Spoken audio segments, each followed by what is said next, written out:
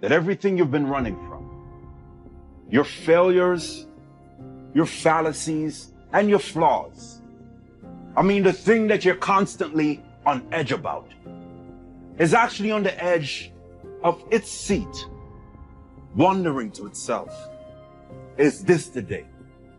Is this the day? Is this the day that you finally realize that, yes, you may have made some mistakes, but no, you are not a mistake?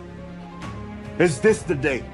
The day that you embrace this reality that, yes, you may have failed at a few things, but you are not a failure? Is this the day? The day that you decipher the difference, that yes, you may have disappointed others, but your life is not a disappointment? Is this the day? The day that you embrace this truth that people have no right to judge you, because we're all broken. And so we see others through the broken lens of our own pain, our own past, our own experiences. For years you've been running, existing, hiding, suffering in silence from your shame and punishing yourself because of your past. Being in their presence, but never fully present, because you're always haunted by the, what if they know?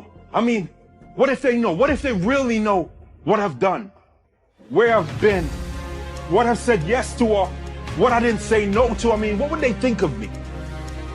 Today I want to talk to that person who's been battling addiction. And you're in this web of warfare because what you don't want to do, you do, and what you do want to do, you don't. And at times you use the needle to silence the noise. And even though you get this temporary high, you feel like your life is at an all-time low. I want to let you know today that you can still walk in freedom. Or maybe I'm talking to that woman who never really embraced her true identity. So she spent her entire life seeking validation. And so she ends up giving her body to just anybody that made her feel like somebody. And now she feels disqualified from accepting the love that her soul really craves. I want to let you know this today. And you may not hear this from any other man that wants nothing from you, but everything for you. But I love you. Or maybe I'm talking to that grown man who's really just a little boy in a grown man's body, who walked away and stayed away from his child for so long that he's allowed the torment of his absence to be more tolerable than the pain, humility, and reconciliation of his presence. Not realizing that if there's anything in this world worth fighting for, is to make the rest of his child's life the best of his child's life. I want to encourage you today to fight and keep on fighting, because I salute you. Or maybe you're listening to this and you're thinking to yourself, well, Javon, I don't have those failures, those fallacies, or those flaws. But you're not off the hook yet. So before you become a great judge of another person's problem and become a great lawyer of your own, let me talk about some of the little things that we don't see as such a big deal. Like how we compare the brokenness in our lives to the stage performance of somebody else's Instagram post. Or how we really feel in our heart if our child was to bring home a spouse of a different race. Or how we help the needy. And our only motive is not just to meet their need, but to increase our own visibility. And so we use the less fortunate as an opportunity to gain more fortune. Now, I don't want you to get lost in the guilt and miss the mission of this message, which is to show us that we all have imperfections. But transformation is never impossible. So let this be the day. Let this be the day that you finally realize that yes, you may have made some mistakes, and those mistakes may have created a mess. But a mess is what sets the stage for a miracle.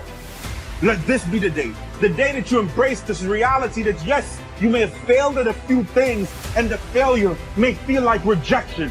But sometimes rejection is really just redirection to take your life into a new direction. So let this be the day that you realize that yes, they may have disappointed you, but the greatest disappointment is to allow those who have disappointed you to cause you to disappoint the people who need you. Walk me through that mindset, how you built yourself back up. Well, Fitness was something that I got into at a young age, and always carried me through whatever job I had. I did construction, it was manual labor. When I ended up in the infantry, I fit in perfectly into that world because it's very physical. And when I was injured and went through that depression and was struggling, I knew that I was always happier when I was healthier. So that was one of the things that got me into changing my eating habits, getting back in the gym, which wasn't easy at all.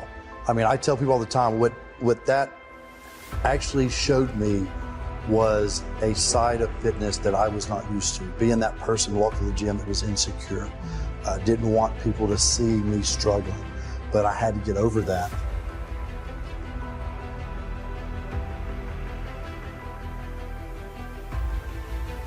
People all the time, we meet them all the time, people that want to get in shape, but they're worried about going to the gym, what they're going to do. And I got to experience that. But then as I started exercising and feeling better, then I didn't care what time of day. Then I started using that to my advantage, where I tell people, I had to convince myself I was doing what others can't. Not in an arrogant way, just to myself. Because no matter what gym you go to, there's always somebody bigger, stronger, faster. But I could stand there and have a guy next to me that is bigger than me and think, well, could he do it in this normal leg? I mean, deep down, I hope he could. Right. But you have to give yourself that mentality that you're doing what other people can. When I meet someone who battles with obesity, I say, well, then you have struggles ahead of you, so you will earn that and appreciate it more. And so I think that mindset of doing what other people can't is what really drives me to want to do the best. I am very close to my kids. I have 3 kids. They're 7, 9, and 12, and they are my motivation. When I was going into the gym in the beginning, I tell people all the time, you have to have something stronger than your fear. And mine were my children. The day that I walked out in the living room and my 3 kids were sitting there, and I knew that I was showing my 2 boys what a man is, and that's what they're going to grow up to be, and I was showing my little girl how a man's supposed to be, and that's what she's going to look for one day, I knew I had to make a change. And I admit to people, I talk about it in my book, I'm very open and honest, it did not happen overnight. Just because I had that realization that I had to be better, it didn't just happen. I would make a mistake, fall flat on my face, but it was the thought of them that got me up and going. And it was the thought of them that pushed me through those beginning workouts, getting back into shape, doing whatever it was, and pushing myself to be better. I tell people all the time, you have to have something stronger than your fears. And for me, it is my kids. And I use that in whether it's fitness, running a race, business, whatever it is, we all get scared. That's what makes things exciting. But you have to have something stronger than that to say, you know what? I may be afraid to do this, but there's something more important that I have to do this with. There's something in all of our lives that is important to us, whatever that is. I don't think there's anything wrong with someone saying, you know what, I want to have a big house and a sports car. Whatever it is, you got to want it bad.